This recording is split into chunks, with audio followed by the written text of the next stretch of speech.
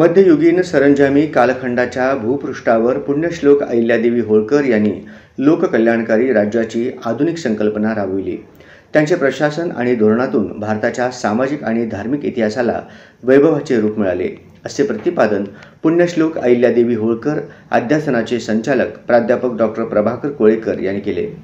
7 रस्ता येथील रयत शिक्षण संस्थेच्या लक्ष्मीबाई भाऊराव पाटील महिला महाविद्यालयात पुण्यश्लोक अहिल्यादेवी होळकर यांच्या त्रिशताब्दी जयंती प्रीत्यर्थ विद्यापीठातील पुण्यश्लोक अहिल्यादेवी होळकर अध्यासन व महाराष्ट्र साहित्य परिषदेची सोलापूर शाखा यांच्या संयुक्त विद्यमाने आयोजित पुण्यश्लोक अहिल्यादेवी होळकर एक थोर व्यक्तिमत्व व महान कार्य या विषयावर काव्य वाचन स्पर्धेच्या उद्घाटनाप्रसंगी ते बोलत होते।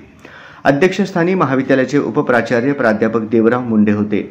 व्यासपीठावर मसापच्या सोलापूर शाखेचे प्रमुख कार्यवाह डॉक्टर नरेंद्र काटीकर, सहाय्यक कुलसचिव डॉक्टर शिवाजी शिंदे यांची उपस्थिती होती। प्रारंभी कार्यक्रमाचे प्रास्ताविक डॉक्टर नरेंद्र काटीकर यांनी मसाप सोलापूर शाखेचे विविधांगी कार्यक्रम उपक्रम विशद करताना विद्यापीठाच्या बरोबर या स्पर्धेसह इतर कार्यक्रमांचे नियोजन विशद करीत उपस्थित विद्यार्थी व नागरिक स्पर्धकांचे स्वागत केले। या स्पर्धेत युवा, नागरिक, नवकवींनी उत्स्फूर्त सहभाग दिला।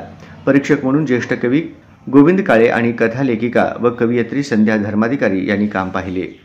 कार्यक्रम यशस्वीसाठी डॉक्टर नरेंद्र काटीकर, डॉक्टर शिवाजी शिंदे, सौ वंदना कुलकर्णी, डॉक्टर सुवर्णा गुंड चव्हाण, प्राध्यापक भीमगोंडा पाटील, शुभम कोरे यांनी परिश्रम घेतले।